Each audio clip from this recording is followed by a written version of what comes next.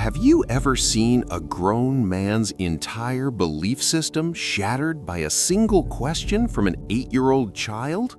Sheriff Earl Thompson was about to face the most innocent voice that would expose 30 years of hatred and change the course of an entire Alabama town forever. What happened in those 12 minutes would force America's most racist lawman to burn his own badge in front of everyone.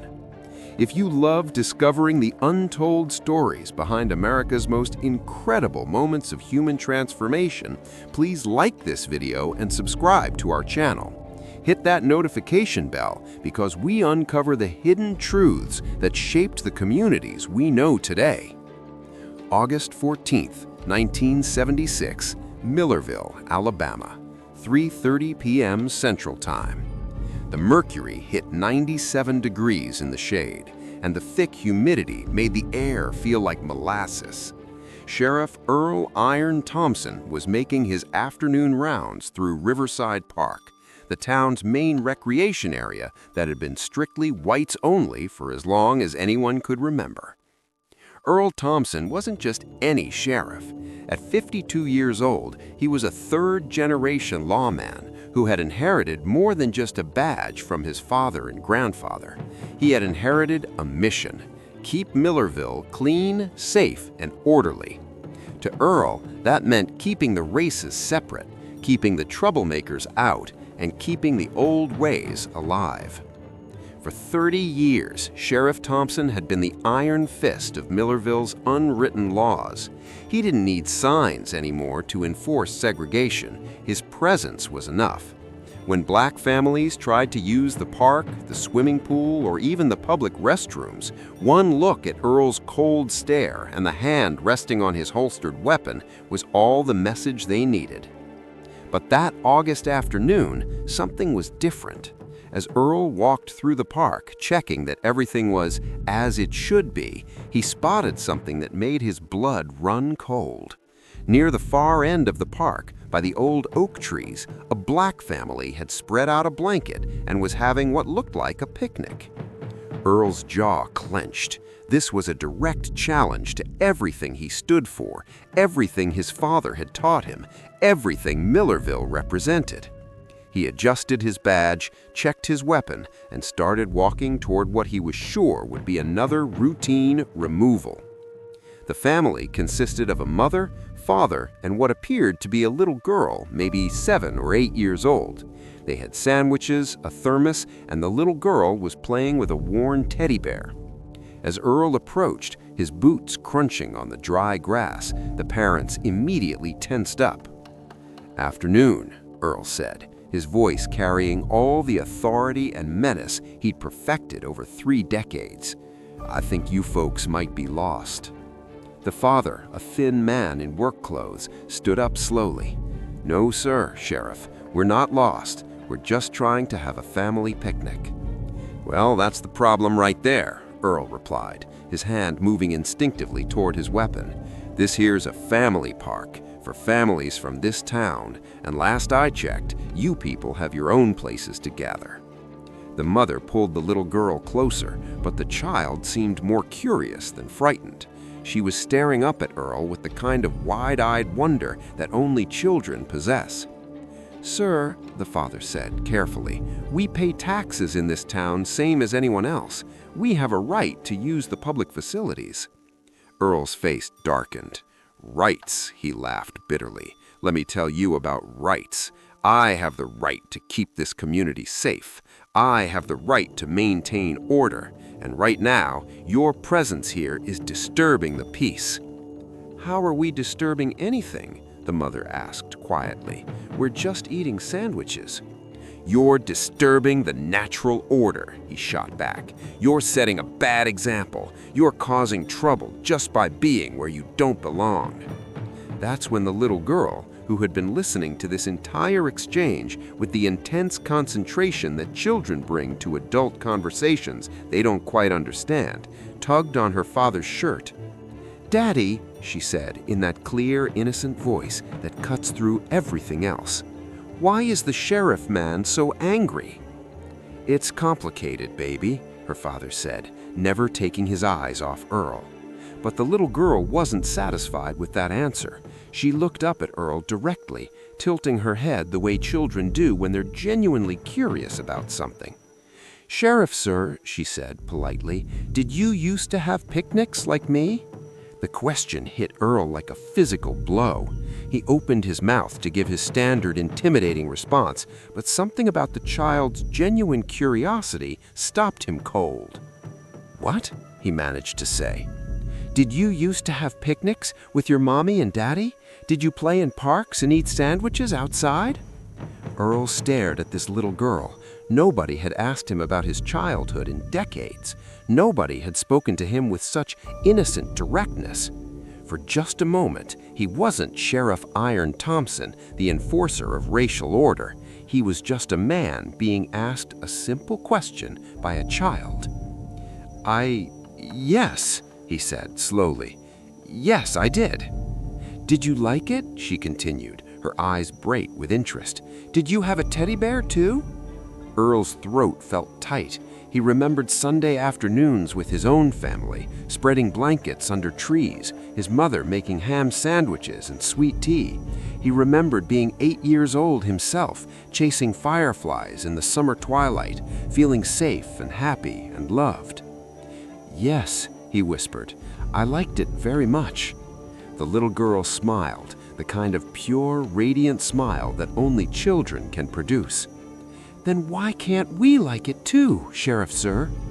The question hung in the summer air like a church bell that wouldn't stop ringing. Earl felt something crack inside his chest, something that had been frozen solid for 30 years. "Why can't we like picnics too, Sheriff, sir? Are we different from when you were little?" Earl looked at this child, really looked at her. She wasn't a threat to anyone. She wasn't trying to cause trouble or upset the social order. She was just a little girl who wanted to eat sandwiches outside with her family, the same way he once ate sandwiches outside with his family. "You're not different," he said quietly, and the admission felt like swallowing glass. "Then why are you mad at us?" Earl felt tears beginning to burn behind his eyes. This child had done what 30 years of civil rights protests, court orders, and federal interventions had failed to do. She had made him see himself clearly for the first time in decades. "Because," Earl said, his voice cracking, "because I was taught to be mad. Because my daddy was mad, and his daddy was mad, and they taught me that being mad was the same thing as being right."